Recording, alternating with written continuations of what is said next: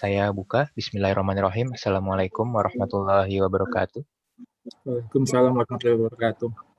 Alhamdulillahirabbil alamin. Wabihi nasta'inu ala umuri dunya waddin. Wassalatu wassalamu ala asyrafil anbiya'i wal mursalin wa ala alihi wa sahbihi ajma'in. Amma ba'du. Segala puji bagi Allah Subhanahu wa taala atas berkat limpahan rahmat dan hidayahnya kita semua dapat berkumpul pada pagi hari ini untuk melaksanakan kajian Ahad ba'da subuh meskipun dilaksanakan secara daring. Semoga Bapak dan Ibu sekalian selalu diberi kesehatan serta rezeki yang melimpah oleh Allah Subhanahu wa taala. Amin amin ya rabbal alamin. Salawat serta salam semoga senantiasa tercurah kepada Nabi Muhammad sallallahu alaihi wasallam. Semoga kita termasuk ke dalam golongan orang-orang yang selalu berpegang teguh dengan sunnah beliau hingga akhir zaman. Yang saya hormati penyelenggara kajian Ba'da Subuh DKM Ahlisan PTM VJS, DKM Nusa Indah Jakastia, DKM Jami Al Musinin, DKM Baitut Taubah KPU Bea dan Cukai Tipe A Tanjung Priok, Bapak Ustadz Zainal Mutakin LC, serta Bapak dan Ibu sekalian yang dirahmati oleh Allah Subhanahu wa taala. Sebelumnya perkenalkan, saya Bagus Arya selaku moderator pada kajian Ba'da Subuh hari ini. Izinkan saya untuk membacakan susunan acara pada pagi hari ini. Yang pertama yaitu pembukaan, yang kedua adalah kajian yang akan disampaikan oleh Ustadz Zainal Mutakin LC yang bertema mengatasi kejenuhan pada masa pandemi. Ketiga, sesi tanya jawab. Untuk sesi tanya jawab bisa disampaikan melalui kolom chat yang sudah tersedia dan dapat dilakukan selama kajian berlangsung. Dan yang keempat adalah penutup. Sebelum dimulai, kepada Bapak dan Ibu sekalian, diharapkan untuk melakukan mute pada platform Zoom masing-masing supaya kajian dapat berlangsung secara kondusif. Baik, untuk mempersingkat waktu, langsung saja kepada Ustadz Zainal Mutakin LC untuk menyampaikan materi kajian pada pagi hari ini. Kepada Ustadz, saya persilakan.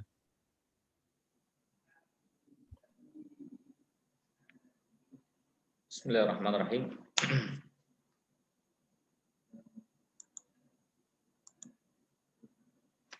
A'udzubillahi minasyaitonirrajim. Bismillahirrahmanirrahim. Assalamualaikum warahmatullahi wabarakatuh. Waalaikumsalam warahmatullahi wabarakatuh. Alhamdulillahi rabbil alamin. Alhamdulillahi nahmaduhu wa nasta'inuhu wa nastaghfiruh. Wa na'udzu billahi min syururi anfusina wa min sayyiati a'malina. May yahdihillahu fala mudilla lahu wa may yudlil fala hadiya lahu.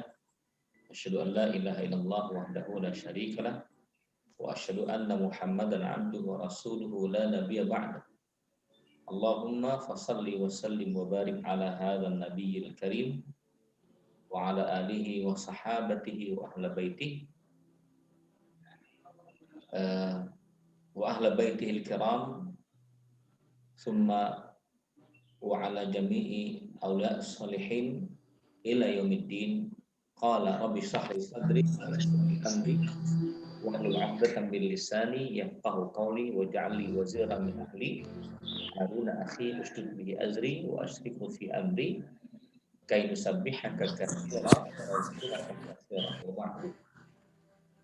Segala puji dan syukur tentunya kepada Allah Subhanahu wa taala, nikmatan karunia-Nya, rahmat dan hidayah-Nya.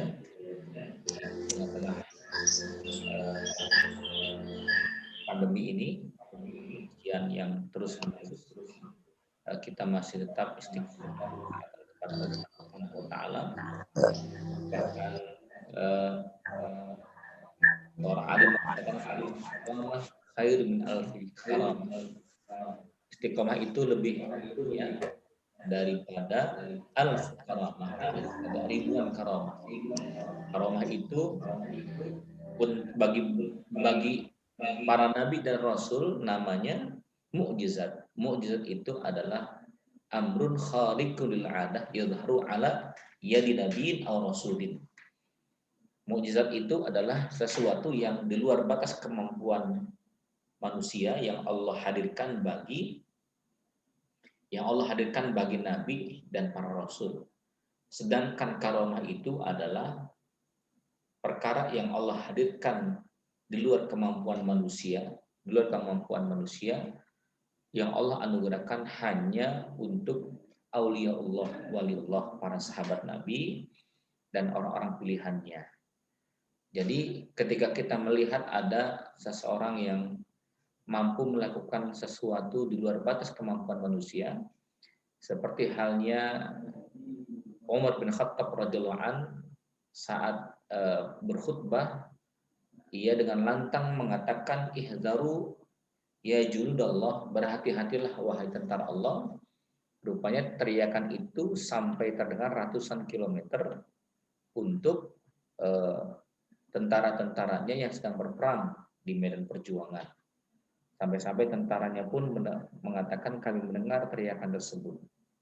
Padahal itu diucapkan ratusan kilometer dan sampai terdengar ke telinga para tentara-tentara Umar bin Khattab yang diamanahkan untuk berperang. Subhanallah, ini adalah karamah. Nah, ada seorang alim mengatakan al-istiqamah khairun min alfil karamah.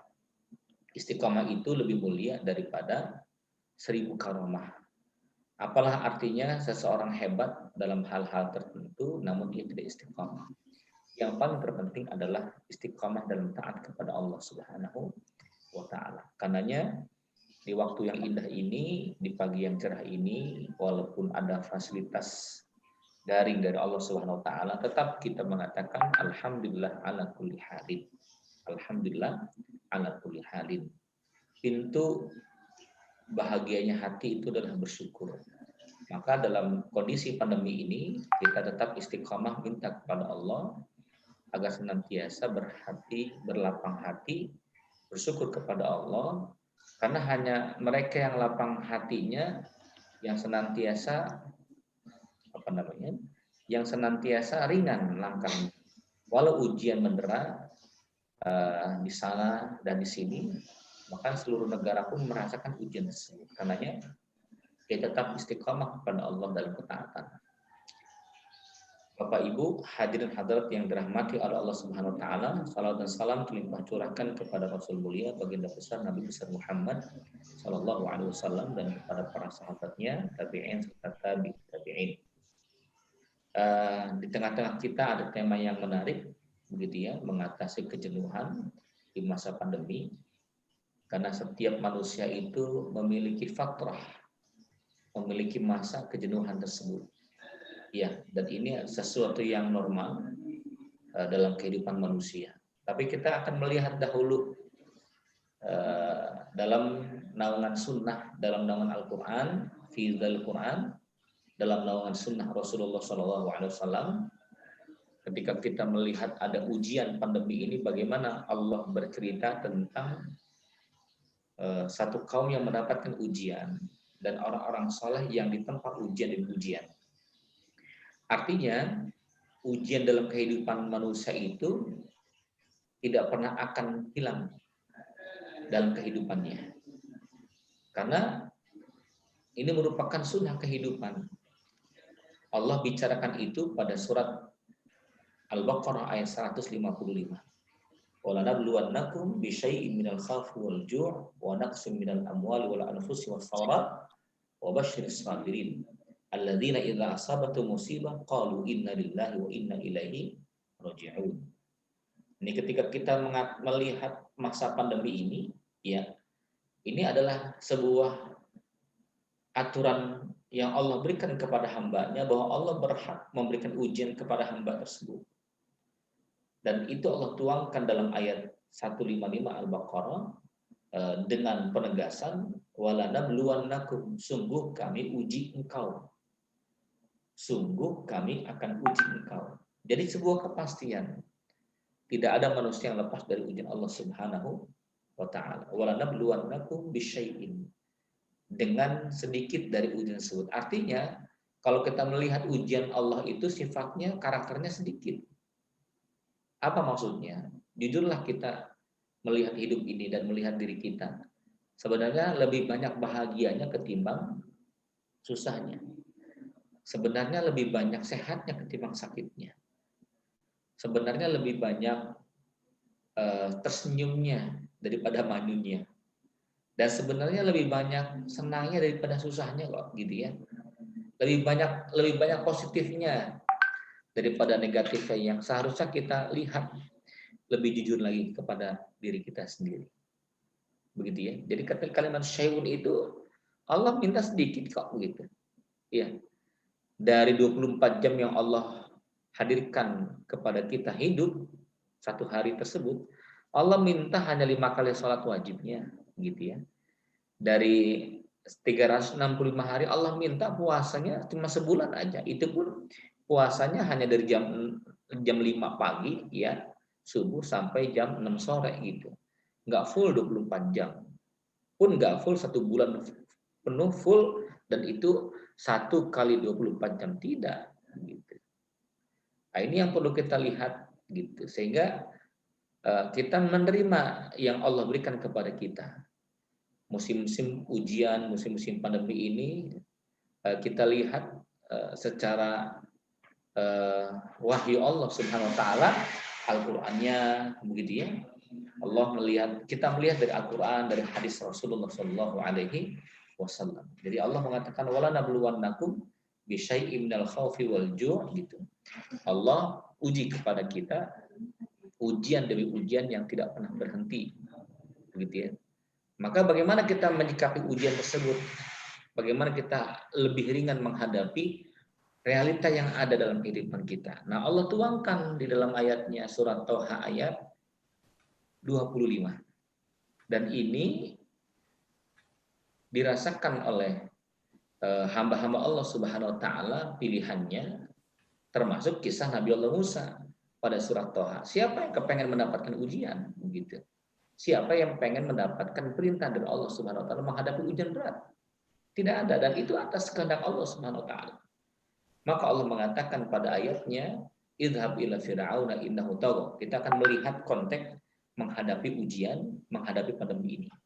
Pandemi adalah ujian, dan setiap manusia pasti menghadapi ujian. Nanti kita bagaimana menyikapi ujian tersebut, dan kita akan sinkronkan dengan mengatasi kejenuhan dalam menghadapi berbagai macam ujian termasuk pandemi ini. Nah, ketika Nabi Allah Musa mendapatkan perintah untuk berhadapan dengan Fir'aun, kita melihat dan Al-Quran pun mengisyaratkan kepada kita dengan tadaburnya bahwa siapa yang kepengen mendapatkan ujian berat? Tidak ada. Siapa sih yang kepengen punya anak yang cacat?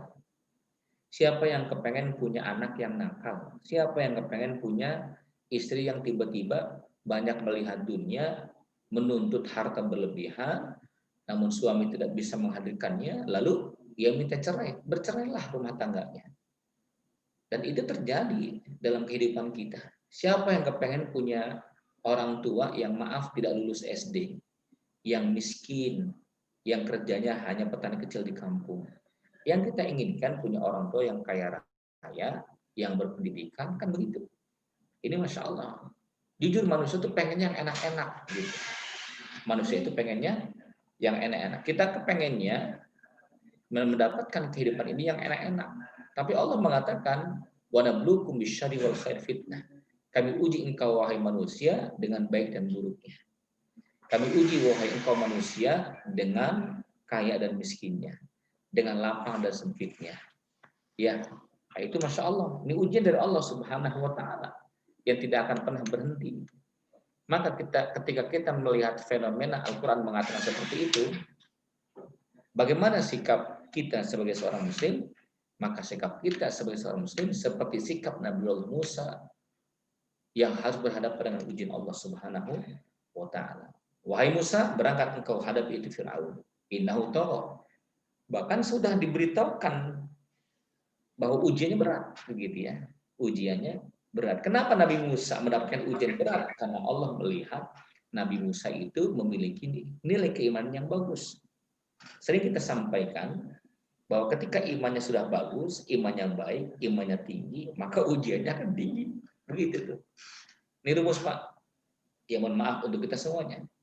Ketika imannya tinggi, maka ujiannya akan tinggi. Imannya besar, ujiannya akan besar. Tapi perhatikan, pertolongan Allah Ta'ala ini besar. Iman besar, ujiannya besar, pertolongan Allah Ta'ala-nya akan besar. Imannya kecil, pasti ujiannya kecil.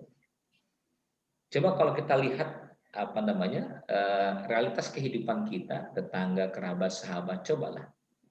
Kenapa ya kita punya tetangga di kampung itu, Masya Allah, rumahnya miskin, ya Tapi si bapak itu rajin ke masjid. Si bapak itu rajin baca Quran.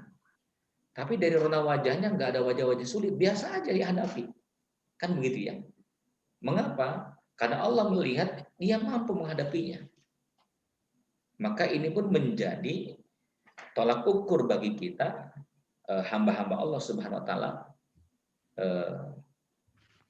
agar kita ringan menghadapi ujian Allah Subhanahu wa Ta'ala. Yakinkan bahwa Allah telah mengukur kemampuan kita menghadapi ujian ini. Pandemi ini Allah udah ukur kemampuan kita menghadapinya, begitu kan?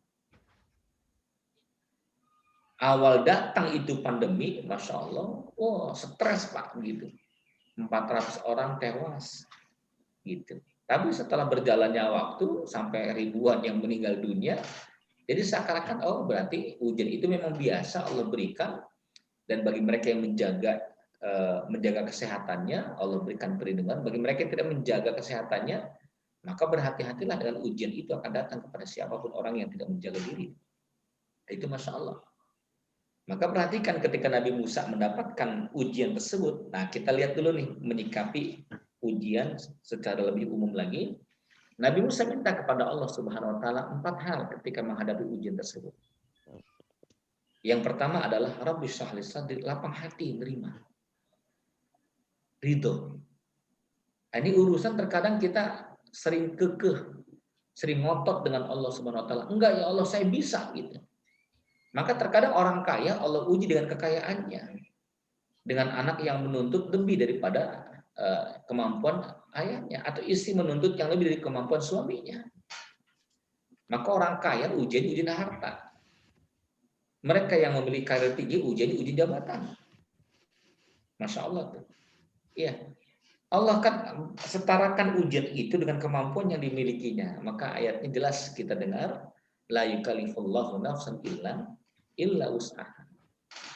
Maka mohon ketika kita menghadapi ujian yang berat, langkah pertama kali agar kita betul-betul ringan menghadapinya adalah insyirah sudur, lapang dada. Nabi Musa punya apa beliau? Nggak punya apa-apa.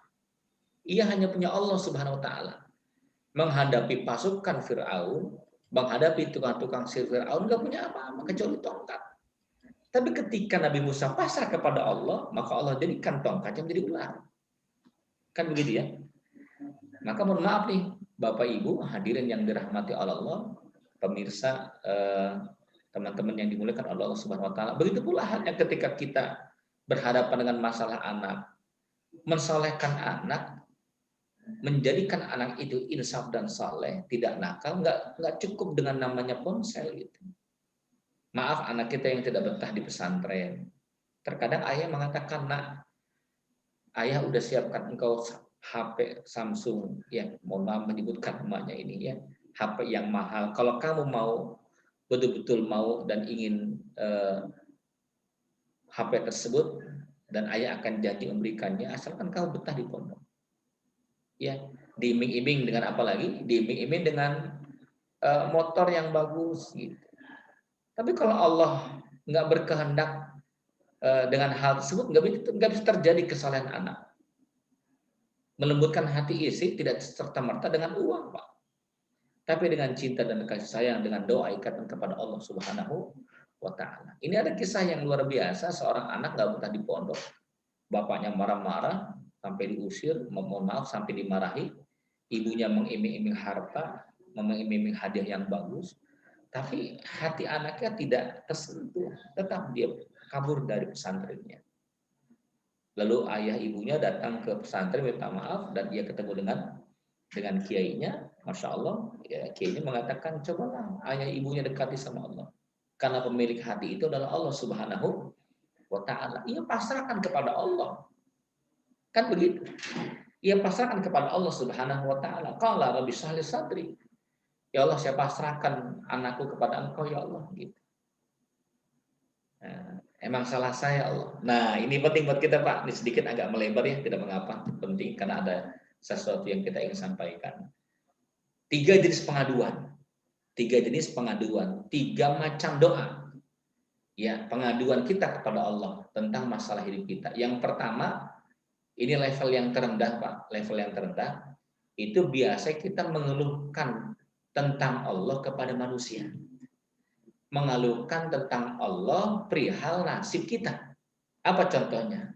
Iya, kita bilang sama teman kita nih, kita ngomong sama teman kita, Mas, bro, ya Allah nih, hidup gua kok masih miskin aja nih.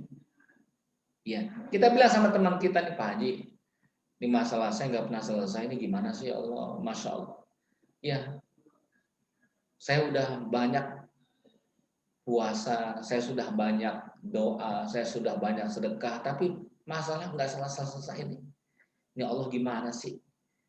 Mengeluhkan Allah kepada manusia. Ini mohon maaf nih, ini poin pertama, ini poin yang terendah, level terendah nih. Hati-hati kita pada posisi yang mana ya? Yang kedua, level yang tengah. Mengeluhkan tentang masalah kita kepada Allah Subhanahu wa Ta'ala. Ya Allah, hutang saya menumpuk ya Allah. Ya Allah, ini anak saya salah. Anak saya kok nggak ada yang insaf ya Allah. Anak saya kena narkoba ya Allah. Istri saya kabur dari rumah ya Allah. Mengeluhkan tentang masalah kita kepada Allah. Sebaliknya tadi ya. Ini level yang kedua nih. Level pertengahan dalam bab pengaduan kepada Allah Subhanahu wa Ta'ala. Nah, yang paling tinggi levelnya, perhatikan Pak. Yang paling tinggi levelnya surat Asy-Syura ayat 30. Surat Asy-Syura ayat 30. Kalau kita mengadu kepada Allah, merendahlah kepada Allah dan akui bahwa diri bersalah. Ya Allah, nakalnya anak ini ya Allah. Karena memang saya yang salah ya Allah. Karena memang saya yang banyak dosanya ya Allah. Ya Allah, istri jauh dari Engkau ya Allah. Istri durhaka kepada suaminya, jujur ya Allah, karena saya tidak menjadi pemimpin yang baik dalam rumah tangga. Ya Allah, tetangga saya berbuat zalim kepada saya, mungkin karena dosa-dosa saya, Allah. Itu Pak. Ya. Wa ma min musibatin illa bima kasabat aydin nas. Apa yang datang kepada manusia itu karena ulah manusia sendiri. Dan dalil yang sangat menohok untuk kita di momen tentang level doa, tentang level doa dan pengaduan itu subhanallah Pak. Yang paling tinggi adalah pengakuan diri berbuat salah, pengakuan diri berbuat zalim, pengakuan diri hina di hadapan Allah. Kenapa pertolongan Allah itu datang kepada Rasul dalam perang Badar? Kenapa? Karena Allah melihat merendahnya hati para sahabat kepada Allah Subhanahu wa Ta'ala. Dan ia totalitas menyerahkan dirinya kepada Allah. Lihat surat Al-Imran ayat 132. Walaqad nasarakumullahu bi Badrin wa antum adillah fattaqullaha la'allakum tashkurun idh taqulu lil mu'minina alan yakfiyakum an yumiddakum rabbukum bi thalathati alafin minal malaikati muzalin. Apa kata Allah? Aku menangkan engkau, wahai umat Muhammad. Wa antum adillah. Karena engkau merendah. Karena engkau merasa hina. Pertolongan Allah datang kepada hambanya kalau kita merasa diri kita hina. Maka mohon maaf Pak, jangan merasa diri hebat karena karir, karena jabatan, karena harta. Musim-musim pandemi seperti ini kita masih sombong. Hati-hati nih. Masya Allah. Wa antum azillah. Ya. Dalil berikutnya lagi apa? Rasulullah SAW ketika dikejar-kejar oleh kafir Quraisy, lalu ia bersembunyi mendatangi sebuah kota Taif meminta suaka politik. Rupanya orang-orang Taif, masyarakat Taif melempari bebatuan kepada Rasulullah SAW hatta syujja fi rasi. Kepalanya bocor, darah bersimbah sampai membasahi janggut dan pakaiannya. Beliau pun bersembunyi di balik sebuah pohon. Pertanyaannya, apakah Nabi mengatakan, ya Allah, mereka melempari kami bebatuan, ya Allah, hancurkan mereka. Salah saya apa ya Allah? Tidak itu ucapan Nabi. Lihat kalimat Nabi, Allahumma inni ashku bathi wa husni ilaih. Wahai Allah, aku adukan ya Allah kepada Engkau tentang diri ini yang lemah, diri ini yang hina ya Allah, diri ini yang tidak maksimal mengabdikan kepada Engkau tentang umatku ya Allah. Luar biasa. Nabi merasa rendah di hadapan Allah. Begitu pula Nabi Allah Adam alaihissalam ketika meminta kepada Allah Subhanahu wa taala, mohon maaf nih, ketika Nabi Adam alaihissalam dilemparkan dari surga menuju bumi, ya, pertanyaannya saat beliau mengadu kepada Allah, apakah beliau mengadu tentang salahnya iblis? Ya Allah, saya dilemparkan dari surga ke bumi, kan salahnya iblis menggoda aku. Bukan itu, bukan. Ya Allah, aku terlempar dari bumi ini, dari surga ke bumi, karena sebab istriku, ya Allah, yang terus merayuku agar mengikuti apa yang dikatakan oleh iblis. Ia tidak menyalahkan istrinya. Tapi apa kalimat doanya? Apa kalimat pengaduannya? Rabbana zalamna anfusana. Ya Allah, emang diri saya yang zalim, ya Allah. Ini mohon maaf nih, musim pandemi ini, menghadapi musim pandemi ini, yang pertama kali kita harus akui diri bahwa kita banyak salah, kita banyak dosa. Kepasrahan kepada Allah Subhanahu wa taala. Ingat ada 4 ya. Nih, yang pertama, qala rabbi shrah li sadri. Kepasrahan kepada Allah. Ya, ngaku diri hina, ngaku diri salah. Yang kedua, perhatikan wa yassir li amri. Menghadapi pandemi ini, yang kedua adalah wa yassir li amri, banyak-banyak doa. Menghadapi ujian itu banyak-banyak doa. Maka Nabi Musa kan mengatakan wa yassir amri, mudahkan ya Allah. Mudahkan ya Allah. Maka minta kemudahan dari Allah SWT dalam setiap amal-amal solehnya. Wa yassir li amri. Dan yang ketiga, wahlul 'uqdatam min lisani yafqahu qawli. Ya. Ya Allah, ketika lisanku sulit untuk mengucapkan, mengajak Fir'aun melakukan kebaikan, insya Allah, wahai Allah Subhanahu wa taala, aku tidak akan pernah berhenti mengajak mereka. Karena Nabi Musa, mohon maaf, lidahnya itu agak sedikit cacat karena dahulu pernah memakan bara api ya saat bayi ya, gitu ya. Nah, itu masya Allah. Tapi tidak menjadikan beliau berhenti untuk melakukan kebaikan. Nah, ini luar biasa, tidak berhenti untuk melakukan kebaikan. Artinya apa? Ketika kita mendapatkan ujian Allah Subhanahu wa taala, jangan pernah berhenti melakukan kebaikan-kebaikan. Ya. Di musim pandemi ini jangan serta-merta berhenti untuk ke masjid lah. Ya. Karena sudah ada tuh protokol kesehatannya. Ya, dengan jarak 1 meter atau 1,5 meter dengan menggunakan masker. Jangan sampai pandemi ini menjadikan kita tidak ke masjid. Jangan sampai pandemi ini tidak menjadikan kita melakukan amal saleh, majlis ilmu. Majlis ilmu tidak ada di masjid. Sekarang majlis ilmu sudah ada. Ya, di internet. Namanya majlis Zoomiyah, betul ya? Majlis Zoomiyah, majlis dengan Zoom. Ada aja jalan kemudahan Pak bagi mereka yang punya semangat. Maka ada gium Arab mengatakan idza sadaqal azmu wadahas sabil. Kalau sadaqal azmu, kalau rasa ingin itu sudah kuat, maka Allah bukakan jalan-jalannya. Jika ada kemauan, pasti ada jalan. Jika tidak ada kemauan, pasti banyak alasan. Betul ya? Pasti banyak alasan. Maka jamaah yang dirahmati oleh Allah Taala, nih menghadapi pandemi seperti ini, menghadapi ujian, maka dengan 4 cara seperti cara Nabi Allah Musa alaihissalam, wa yassir li amri, ya, bisa li sadri, minta lapang dada, legowo, nerimo, ya, wa yassir li amri, minta dimudahkan. Dan yang ketiga, wahlul 'uqdatam min lisani yafqahu qawli, minta kepada Allah SWT agar kita banyak melakukan kebaikan. Dalam musim pandemi, jangan pernah berhenti untuk berbuat kebaikan. Saya ada kisah menarik, Pak. Di Mesir itu ada seorang bapak masuk penjara. Ya, karena difitnah, tapi ketika dimasukkan penjara, sepekan mendapatkan makan dan minum biasa, gitu ya, di dalam sel tahanannya. Pekan berikutnya hanya minuman saja, makanan sudah berhenti. Ya, pekan berikutnya tidak ada makan, tidak ada minum.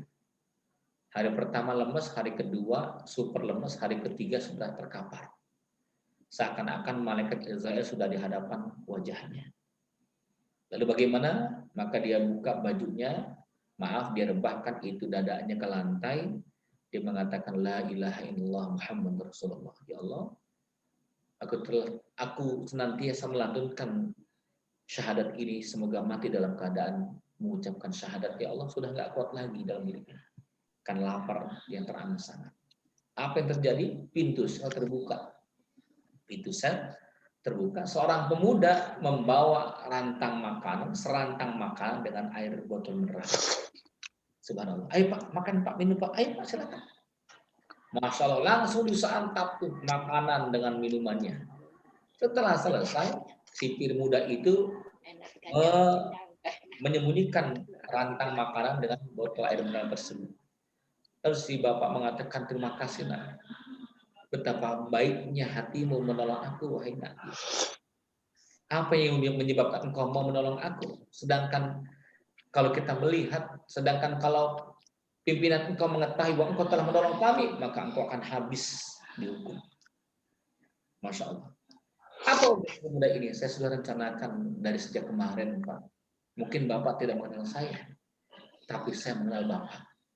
Bapak itu bertetangga dengan saya 5 rumah dari rumah saya.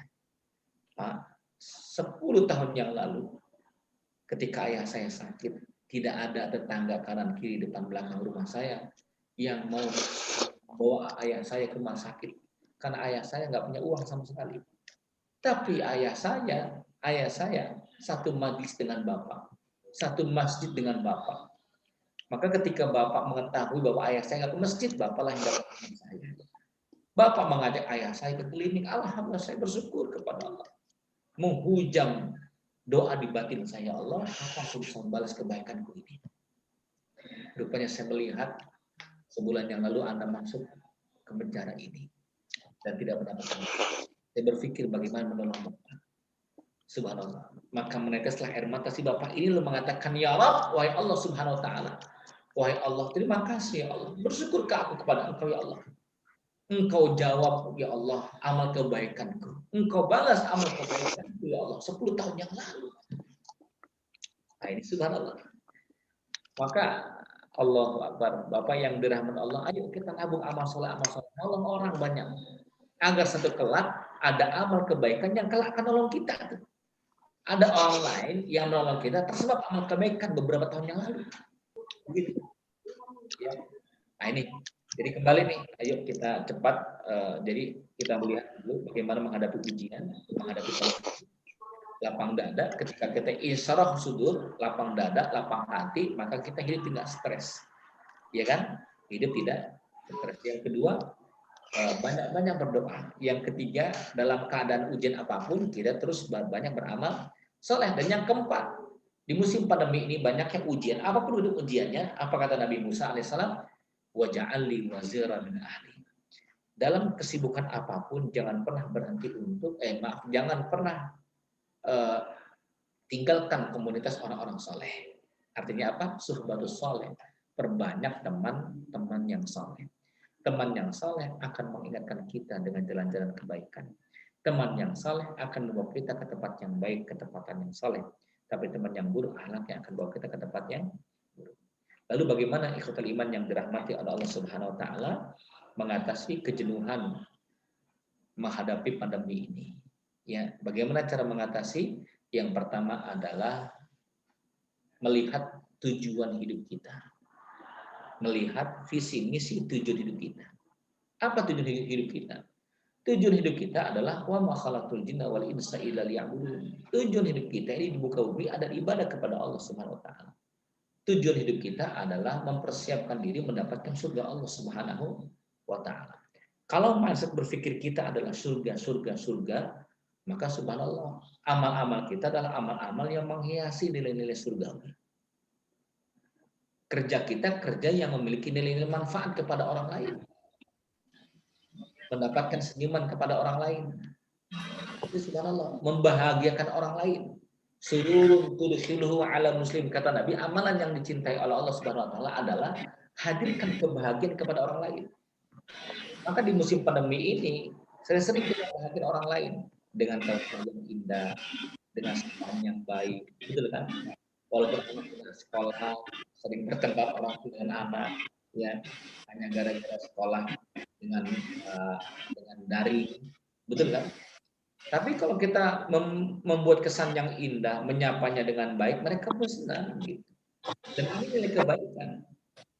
Kantornya tidak terlalu banyak, ya ada paruh waktu atau mungkin dibagi sepekan hanya beberapa kali masuknya. Tapi yakinkan bahwa ini adalah jalan-jalan kebaikan. Gitu.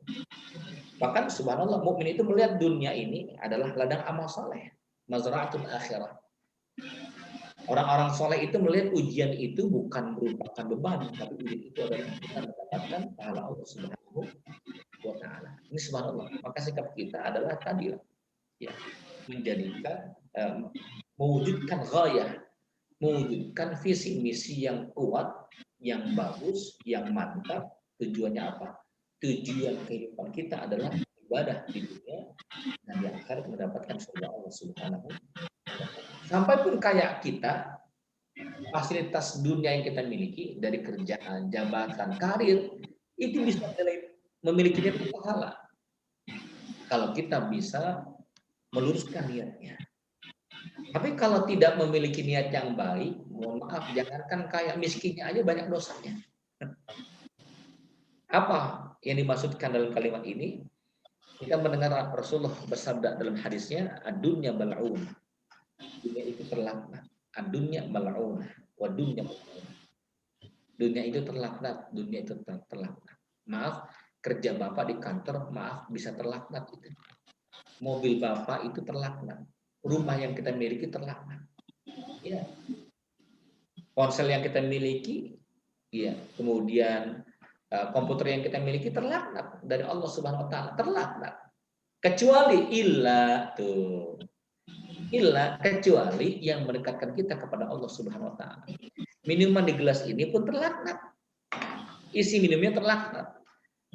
Tapi minuman ini tidak akan terlaknat ketika dengan minuman ini kita bisa dekat dengan Allah Subhanahu wa Ta'ala. Maka kita lakukan dengan sunnah-sunnah Nabi. Apa itu? Minumnya dengan baca basmalah. Itu Masya Allah. Rumah yang kita miliki terlaknat. Rumah yang kita miliki tidak akan terlaknat ketika kita niatkan dalam rumah ini ada anak istri, hidup bersama-sama, bisa taat dalam kebersamaan, ngaji sama-sama. Masya Allah. Kendaraan kita tidak terlaknat kalau kita niatkan untuk mendekatkan diri kepada Allah, bekerja, mencari nafkah. Betul ya? Mengajak anak istri ke rumah orang tua. Tapi maaf, mobil kita akan terlaknat ketika di hati, mohon maaf, ingin memiliki mobil mewah dan ingin dilihat bahwa saya punya mobil mahal. Ini Masya Allah, terlaknat. Jadi kembali jemaah yang dirahmati Allah Ta'ala, mengatasi kejenuhan yang pertama, tetapkan tujuan yang paling utama, yaitu tujuan kepada Allah Subhanahu wa Ta'ala. Yang kedua, agar bisa mengatasi kejenuhan, yang kedua jemaah yang dirahmati Allah Subhanahu wa Ta'ala, majalisul ilmi, mencari majlis ilmu. Majlis ilmunya mungkin ada kalanya kita jenuh untuk duduk di masjid, tapi dengan HP kita bisa mengambil nilai-nilai keberkahan tersebut. Walaupun maaf, keberkahan duduk bersama alim, bersama ulama beda dengan keberkahan hanya sebatas di media sosial. Tapi musim pandemi ini tidak menutup kemungkinan kalau kita mengambil petikan-petikan hikmah yang indah, kalimat-kalimat yang terpuji dari orang-orang soleh. Nah, itu Masya Allah. Ya, mengatasi kebutuhan. Ditambahkan lagi dengan suratul istijabah. Mengatasi kejenuhan itu dengan cara segera merespon perintah Allah Subhanahu wa Ta'ala. Kalau bahasa mudahnya Pak, mohon maaf Pak, Allahumma paksakeun. Lihat, Allahumma paksakeun, paksai. Ya. Kita sering nongkrong di rumah, tiba-tiba gitu kemana ya, Masya Allah, ngelihat sepeda nganggur, sepedahan kan begitu. Lalu bagaimana kita paksakan japri ke teman-teman, yuk kita sepedahan yuk. Kita maksakan diri untuk sepedahan. Alhamdulillah terkumpul 3 orang, 5 orang, 10 orang. Semuanya dalam niatan yang sama, dipaksakan untuk sepedahan. Terjadi itu yang namanya sepedahan bareng-bareng. Ya, 5 kilo, 10 km dan sebagainya. Kalau untuk sebuah hal-hal yang mubah bisa dipaksakan, kenapa untuk sebuah ketaatan kita tidak bisa paksakan? Baca Quran bersama untuk belajar tajwidnya, iqra'nya, makharijul hurufnya. Ya, alhamdulillahi rabbil alamin. Terkadang bacaan Al-Quran kita tidak lebih baik daripada bacaan anak-anak kita. Anak kita di STIT, SMPT bacanya sudah baik. Orang tuanya belum begitu baik. Allahumma paksain untuk belajar sama ustaz setempat. Nggak bisa duduk bareng musim pandemi ini. Bagaimana? Udah bismillah. Ya, dengan daring Zoom. Berapa yang mau ikut serta nih? 5 orang, 8 orang pakai Zoom. Bisa. Subhanallah itu. Jadi mengatasi kejenuhan itu dipaksakan, sedikit dipaksakan. Ya. Kalau kita tidak dipaksakan, ya Masya Allah, kita akan dikalahkan dengan hawa nafsu kita. Orang alim mengatakan, an-nafsu katifli in tuhmilhu syabba ala hubbi radai fa in lam taftimhu yanfati. Orang alim menyebutkan sebuah kalimat yang indah, bahwa hawa nafsu itu ibarat bayi. Bayi itu kalau tidak disakti, maka dia tidak akan copot tuh dari ASI itu. Sampai usia 4 tahun, 5 tahun masih gempeng kalau bahasa kita. Betul kan? Begitu pula hanya hawa nafsu. Ada riyadhah pelatihan, ada mujahadah kesungguhan. Ya. Maka kalau ada jiwa-jiwa yang sering terkalahkan dengan hawa nafsu setan itu, namanya nafsul lawamah. Nafsul lawamah yang kalah terus dengan nafsu dunia, ya, dengan maaf nih, dengan suap menyuap, dengan wanita, dengan jabatan dan karir, Masya Allah tuh, ya. Tapi dengan cara-cara yang diharamkan, nafsunya liar, syahwat kemaluannya liar, syahwat pikirannya liar. Ya, kenapa? Karena ia tidak mendidiknya.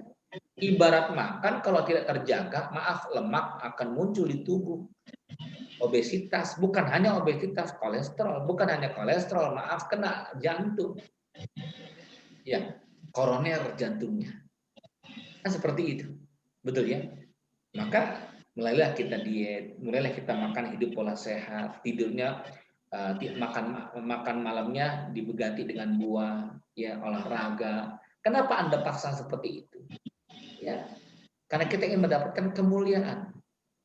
Jadi mengatasi kejenuhan itu, poin yang kedua adalah paksakan dalam amal soleh. Paksa dengan amal soleh. Bismillah. Walaupun awalnya berat. Maka kalau saya boleh mengatakan, Bapak, contoh, mohon maaf, Anda nggak memaksakan baca Quran, sampai kapan mau baca Quran? Betul? Sampai kapan mau baca Quran? Maka mohon maaf ini, kalau Anda tidak sanggup untuk baca Quran 1 hari 1 juz, maka bacalah 1 hari 1 lembar.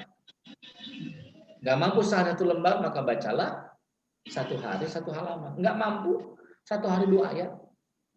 Nggak mampu juga, menangislah kepada hati Anda. Apa yang menyebabkan engkau tidak membaca Quran hari ini? Walaupun 1 ayat. Apa yang menghalanginya? Penghalang kita tidak baca Quran, 1, maksiat kita kepada Allah Subhanahu. Maka ayo, suratul istiqamah. Iya, suratul istijabah. Kita harus cepat merespon kebaikan-kebaikan tersebut, ya, dengan cara tanda kutip Allahumma paksain. Ya. Paksain hadir di majelis ilmu, paksain sholat malam, paksain sholat duha, paksain sedekahnya. Itu Masya Allah. Dan yang keempat adalah ghalabatul adhar, kalahkan ego diri kita. Mengatasi kejenuhan. Yang ketiga adalah mengalahkan ego diri kita. Mau kita santai, mau kita tuh adanya di rumah mager, tapi kemuliaan itu tidak akan tercapai kecuali kita bergerak. Rezeki aja tidak akan kita dapatkan kecuali kita bergerak. Wa ma min dabbatin fil ardi illa 'alallahi rizquha. Ini cakep nih Pak nih. Kalau kita melihat tafsirnya, dabbah itu kan binatang melata, bergerak. Maka ulama mengatakan kalau Anda bergerak, Allah berikan rezekinya. Bergerak aja. Kalau nggak bergerak, nggak dapat rezekinya. Maka orang tua kita mengajarkan sebuah nyanyian yang memiliki nilai tauhid itu. Apa itu? Cicak-cicak di dinding, diam-diam merayap. Datang seekor nyamuk. Ya, kalau dia merayap, Allah datangkan tuh nyamuk. Kalau nggak merayap, kata Allah, nggak aku datangkan nyamuknya. Kan luar biasa itu. Maka ulama itu menyebutkan wasiat nasihat indah. Nasihat indah itu diantaranya adalah al-harakah barakah, al-harakah barakah, al-harakah barakah. Bergerak itu berkah, bergerak itu berkah, bergerak itu berkah. Maka ayo kalahkan ego diri kita ini. Ya, kalahkan ego diri kita, maunya santai. Ya, orang mau pergi haji aja harus nabung kok begitu. Ya, itu masya Allah. Maka ayo bergerak untuk bisa mengatasi apa kejenuhan kita gitu. Mengatasi kejenuhan sholat qobliyah ba'diyah. Kata Nabi kalau sholat ba'diyah itu bergeserlah kanan kiri gitu. Jadi antara mengatasi kejenuhan Pak berubah dari satu tempat yang lainnya. Masya Allah. Kalau saya punya santri yatim di pesantren, alhamdulillah sekarang lockdown dan tidak ada tamu yang bisa masuk. Dan alhamdulillah sebelum masuk sudah rapid test dahulu.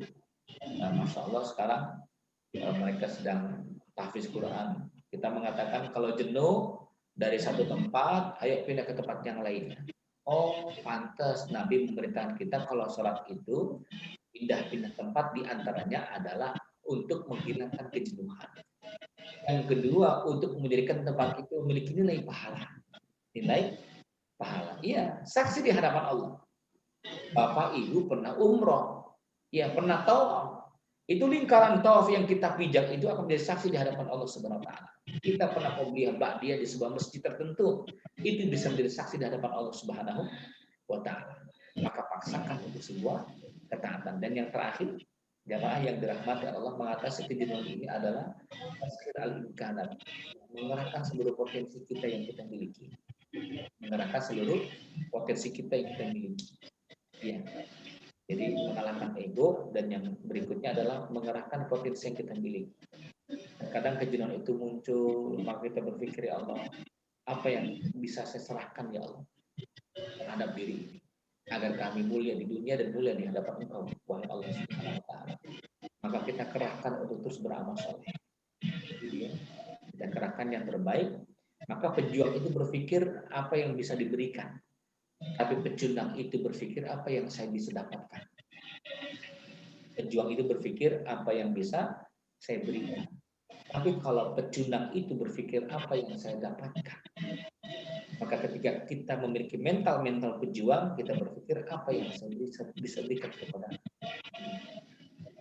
Maka disinilah ikhwatul iman yang dirahmati Allah. Allah mengatakan, fa'amma man a'ta wa taqa wa saddaqa bil husna fasaniyasiruhu. Kalau kita memberi kepada orang lain, maka Allah mengganti.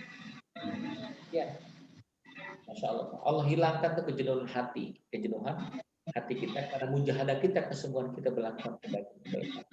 Dan yang paling terakhir sekali, jamaah yang dirahmati Allah Subhanahu wa taala, doa, memperbanyak doa. Mengatasi kejenuhan kita ini meminta kepada Allah Subhanahu wa taala. Kenapa? Karena pemilik hati itu Allah. Pemilik hati itu adalah Allah. Minta kepada Allah agar Allah bangunkan kita sholat malam. Minta kepada Allah agar Allah berikan kesempatan kita untuk puasa hari Senin. Minta kepada Allah Subhanahu wa taala agar tetap istiqomah dalam ketaatan sampai akhir hayat. Iya, berat itu. Karena hati ini sering jenuh. Ya. Nah, yang bisa bolak-balikan hati, apa kata Nabi dalam hadis yang lainnya? Al-qalbu baina asabi'ir rahman. Hati itu di antara jari jemari Allah Subhanahu wa taala. Yuqallibu kaifa yasha. Allah mudah balikan terserah Allah Subhanahu wa taala. Maka ada yang Allah sesatkan sekehendak Allah Subhanahu wa taala, dan ada Allah hidayahkan sekehendak Allah Subhanahu wa taala. Maka mohon maaf, jangan sombong dengan banyaknya amal. Jangan sombong dengan banyaknya amal. Karena penentu surga dan neraka itu adalah Allah Subhanahu wa taala. Maka memintalah kepada Allah rahmatnya. Nabi pernah mengatakan, innakum lan tadkhulul jannata bi'amalikum. Kalian tidak akan masuk surga dengan amal-amal kalian. Amal-amal kalian. Wala anta ya Rasulullah, begitu pula dengan engkau wahai Nabi. Wala anta, begitu pula dengan aku. Sebanyak apapun amalku tidak akan bisa masuk surga Allah Subhanahu wa taala. Illa man taghammadallahu bi rahmatin minhu. Kecuali Allah dilimpahkan rahmat. Maka maaf, ada orang yang pandai, ilmunya banyak, doanya hebat dikabulkan, tapi mati dalam keadaan nista. Mati dalam keadaan murtad. Siapa itu? Bal'am bin Ba'urah. Bal'am bin Ba'urah. Seorang tokoh hebat. Nabi Musa mengatakan hebat itu Bal'am, doa-doanya sampai menggetarkan arsy Allah Subhanahu wa taala. Allah langsung mendengar dan mengijabahnya. Tapi kenapa matinya dalam keadaan murtad? Ya, Masya Allah. Karena Allah tidak menghendakinya. Ya, akhir hidupnya subhanallah yang merapat. Ya, yang mendekati raja dan raja memberikan memberikan banyak kekayaan sampai dia lupa diri. Hati-hati nih, mohon maaf nih tentang masalah hati. Ya. Maka doa yang paling banyak menjadikan beliau Rasulullah SAW menangis adalah satu doa. Apa itu? Ya muqallibal qulub, tsabbit qalbi ala dinik. Wahai yang membolak-balikan hati, tetapkan hatiku dalam taat kepada Engkau. Tetapkan hatiku dalam taat kepada Engkau, wahai Allah Subhanahu wa taala. Maka mengatasi kejenuhan tidak hanya sebatas ikhtiar, tapi minta kepada Allah keteguhan hati. Begitu ya? Baik, ini kiranya kita kembangkan dalam bentuk dialog. Kalau memang ada yang dialogkan, mohon maaf atas segala kekurangan. Astagfirullahi li wa lakum. Wassalamualaikum warahmatullahi wabarakatuh. Waalaikumsalam Waalaikumsalam warahmatullahi wabarakatuh. Ya, baik. Terima kasih Ustadz atas pemaparan materi yang tadi disampaikan. Untuk berikutnya adalah sesi tanya jawab yang akan saya bacakan. Untuk pertanyaan pertama ada dari Bapak Ferry. Assalamualaikum. Untuk mengatasi ketakutan di saat pandemi, contohnya seperti takut untuk pergi ke pasar, takut untuk sholat berjamaah di masjid, atau aktivitas lain di masa pandemi ini. Dalam menyikapinya, bagaimana Ustadz? Terima kasih. Wassalamualaikum warahmatullahi wabarakatuh. Waalaikumsalam warahmatullahi wabarakatuh. Baik, terima kasih Bapak Ibu yang dirahmati Allah. Mengatasi rasa takut, karena khauf itu adalah bagian daripada ujian ya. Walanabluwannakum bisyai'il khaufi. Ada rasa takut, rasa khawatir, begitu ya. Ini penting juga begitu. Rasa khawatir itu memang ada pada diri manusia. Tapi mohon maaf, jangan sampai rasa khawatir itu menjadikan kita tidak beramal soleh. Ya. Yang namanya kematian, tetap kematian datang. Kullu nafsin za'iqatul maut. Wa innama tuwaffawna ujurahum yaumil qiyamah faman zuhziha 'anil nar wa udkhila jannah faqad faz. Kematian itu pasti akan datang kepada siapapun. Innahu atid labuda adi. Pasti akan datang. Tapi tetap kita berikhtiar. Ikhtiarnya itu dengan protokol kesehatannya. Ya. Mohon maaf, ada orang tua yang khawatir kalau anaknya di pesantren nanti ada apa-apa. Nanti makannya nggak terjaga, nanti sakit, nanti sakitnya parah. Mohon maaf, nanti nggak bisa ngejenguk. Nanti kalau meninggal dunia di sana bagaimana? Nah, ini kan berlebihan Pak khawatirnya. Ya, berlebihan kalau saya boleh mengatakan berlebihan khawatirnya. Kalau bicara tentang mati, dimanapun mati kok begitu. Melepas suaminya bekerja dinas di luar kota, mutasi, mutasi di Batam, mutasi ke mana? Ke Aceh, mutasi ke Jayapura, Papua dan sebagainya. Kalau Anda punya sifat khawatir, istri punya sifat khawatir, gimana kita bisa membentangkan kinerja kita? Ya, bagaimana kita bisa mengabdi kepada negara ini yang terbaik? Nggak bisa. Ya. Nah, ada teman-teman yang sekolahnya nggak. Kalau ada khawatir orang tua kepada anaknya sekolah dari tempat tinggal ke tempat sekolahnya jauh, maka mohon maaf, ini kekhawatiran yang sangat berlebihan. Lalu bagaimana? Serahkan kepada Allah Subhanahu wa taala, biar Allah menjaganya. Ya, apa kata Abdullah bin Abbas? Kata Rasul kepada Abdullah bin Abbas, wa iza sta'anta fasta'in billah. Kalau engkau minta tolong kepada tolong, maka minta tolong kepada Allah Subhanahu wa taala. Kalau engkau minta penjagaan, mintalah penjagaan kepada Allah Subhanahu wa taala. Khawatir masuk mal. Kalau Anda butuh harus beli sesuatu untuk anak tercinta, berangkatlah bismillah. Tawakal Allah. Ya. Mohon maaf, kalau Allah takdirkan seseorang mati di tempat yang steril pun tetap mati. Betul kan? Italia itu beberapa negara Eropa, mohon maaf, itu ada beberapa negara yang kesehatannya sangat baik. Tapi kalau datang kematian datang. Ya. Maaf, ada orang-orang yang tidak terjaga kesehatannya. Tapi mohon maaf, lama tidak mati. Karena Allah belum takdirkan dia mati. Siapa itu? Orang gila. Betul ya? Lagi-lagi jawaban sederhana, karena kematian itu datang dari Allah Subhanahu wa taala. Takdir baik dan buruknya datang dari Allah Subhanahu wa taala. Ini penting buat kita, Pak. Ya. Ayat yang menguatkannya, mohon maaf, itu surat Al-Imran ayat 26, ayat 27. Qulillahumma malikal mulki tu'til mulka man tasha wa tanzi'ul mulka mimman tasha wa tu'izzu man tasha wa tudhillu man tasha biyadikal khair innaka ala kulli syai'in qadir. Apa kata Allah Subhanahu wa taala? Ya, wahai Muhammad, Qulillahumma malikal mulki, sesungguhnya alam semesta ini, kerajaan ini adalah milikku. Tu'til mulka man tasha. Kalau aku hendak memberikan nikmat kepada hamba-Ku, tidak ada manusia yang mampu menahannya. Tapi kalau aku hendak mencabut nikmat itu, tidak ada manusia yang mampu menghalanginya. Itu luar biasa, Pak. Nah, ini Masya Allah. Maka jangan pernah takut dengan keadaan yang ada, ya. Mau maaf, ke pasar, ke mall, ke daerah tertentu, kecuali memang kita melihat wabahnya sangat besar. Contoh nih, Umar bin Khattab radhiyallahu anhu dikatakan oleh sahabat yang lainnya, wahai Umar bin Khattab, negeri Syam tersebut dalam keadaan mendapatkan wabah yang sangat besar. Bagaimana pendapat engkau? Kata Umar bin Khattab, sudah kita tidak jadi berangkat ke sana. Gitu. Apakah engkau takut dengan takdir buruk? Gitu. Apa kata Umar bin Khattab? Justru kita pindah dari takdir yang baik, pindah dari takdir yang buruk ke takdir yang baik. Justru kita pindah dari takdir yang buruk ke takdir yang baik. Artinya apa? Kalau didapat di sana wabahnya sangat kuat sekali, maka janganlah berangkat ke tempat tersebut. Itu subhanallah, Umar bin Khattab, selevel Umar bin Khattab. Sama halnya Rasulullah pernah mengatakan, pisahkan ikan yang busuk dengan ikan yang segar.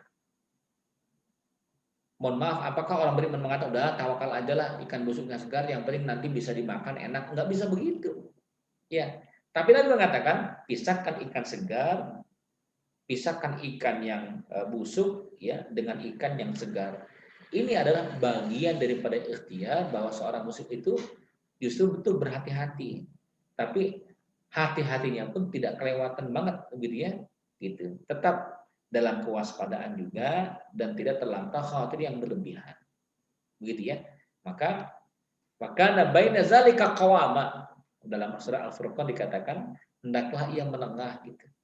Hendaklah ia menengah. Kalau memang pandemi itu luar biasa besarnya, maka jangan masuk ke negeri tersebut.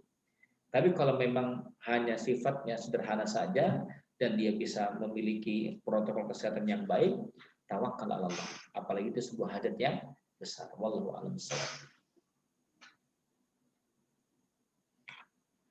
Baik, lanjut. Baik, terima kasih Ustadz atas jawabannya. Kemudian yang kedua, ada pertanyaan dari Bapak Syaiful Anwar. Ustadz, apakah pada saat pandemi saat ini memang sudah sama dengan masa sahabat yang dilanda wabah? Iya, pandemi sekarang ini hampir sama dengan wabah yang dahulu, namanya ta'un. Wabahnya sampai besar sekali itu, negeri Syam.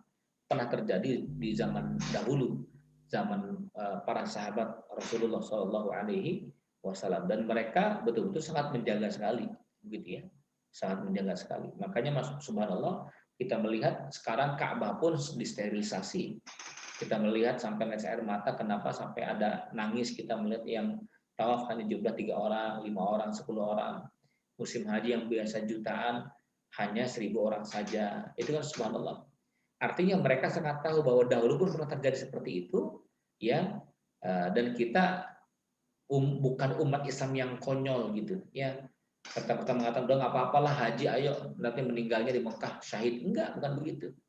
Tetap menjaga diri juga, gitu, tetap waspada, gitu. Jadi masa dahulu pernah terjadi, tapi para sahabat betul-betul melihat bahwa ini adalah ujian Allah Subhanahu Wa Taala, dan mereka pun tetap menjaga diri mereka, gitu ya, tidak masuk dalam suasana wabah tersebut sampai-sampai mereka gitu ya, mati konyol begitu, tidak. Dan mereka betul-betul waspada. Kalaupun sudah waspada tiba-tiba kena juga, nah itulah ini disebut dengan syahid. Ya. Kita sudah menjaga diri dengan baik, menggunakan masker, keluar dengan masker, menjaga jarak, kok tiba-tiba terjadi wallahu a'lam dari mana? Ya, jangan sibuk mencari dari mananya, tapi sibuklah mengambil hikmahnya. Apa hikmahnya? Sampai teman kita ada yang muntah, lidahnya sudah tidak ada rasa lagi, penciuman sudah tidak ada rasa lagi, sudah paru-paru sudah berat, tapi lupanya Allah selamatkan. Ia mengambil hikmah yang besar. Ya Allah, berarti aku ditegur oleh Engkau ya Allah dengan sebuah kematian. Begitu ya. Wallahu a'lam bishawab. Baik, terima kasih Ustadz atas jawabannya. Mungkin dari Bapak dan Ibu sekalian dapat dicukupkan untuk sesi pertanyaan kali ini. Sebelum ditutup, izinkan saya untuk menyimpulkan kajian pada pagi hari ini. Yang pertama, kejenuhan adalah sesuatu yang normal dalam kehidupan manusia. Ujian dalam kehidupan manusia tidak pernah hilang. Musim pandemi ini kita dapat melihat dari Al-Quran bahwa Allah menguji kita dengan berbagai ujian yang tidak akan pernah berhenti. Ketika iman sudah baik, maka ujiannya akan semakin tinggi. Namun pertolongan Allah juga akan semakin besar. Pandemi ini Allah sudah mengukur bahwasanya kita mampu menghadapinya. 4 hal dalam menyikapi ujian, yaitu berlapang hati, berbanyak berdoa, berbanyak melakukan kebaikan, dan jangan pernah meninggalkan komunitas orang-orang soleh. Kemudian untuk mengatasi kejenuhan dalam pandemi, yang pertama yaitu melihat kembali tujuan hidup kita, bahwa tujuan hidup kita adalah kembali ke surganya Allah Subhanahu wa taala. Dan yang kedua yaitu mencari majelis-majelis ilmu. Yang ketiga, segera merespon perintah Allah. Untuk mengatasi kejenuhan itu harus dipaksakan. Kalau tidak, kita akan dikalahkan oleh hawa nafsu. Kemudian yang keempat adalah mengalahkan ego kita. Yang kelima yaitu mengarahkan seluruh potensi yang kita miliki, bahwa pejuang berpikir apa yang bisa saya berikan, namun pecundang berpikir bahwa apa yang bisa saya dapatkan. Kemudian yang terakhir adalah memperbanyak berdoa, mintalah kepada Allah rahmat dari Allah Subhanahu wa taala. Mungkin dapat dicukupkan dari Bapak Ustadz, apakah ada yang ingin disampaikan untuk terakhir sebelum ditutup? Ya, mungkin pesan kepada diri pribadi dan teman-teman semuanya, jangan pernah kita meninggalkan Allah Subhanahu wa taala. Ketika kita berani meninggalkan Allah Subhanahu wa taala, maka kita tidak punya daya upaya.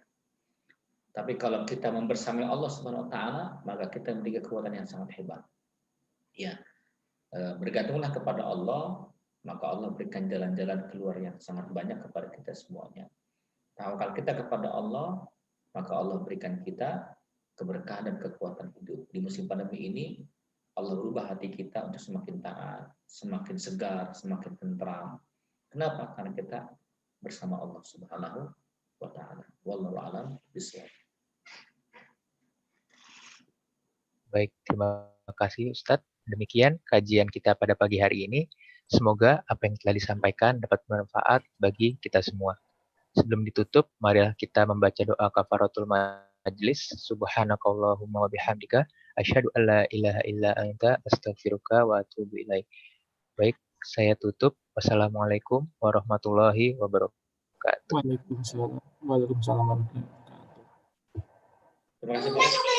Terima kasih Bapak. Barakallahu fiik. Sampai jumpa lagi. Insya Allah. Sampai jumpa Bapak. Assalamualaikum. Assalamualaikum warahmatullahi wabarakatuh.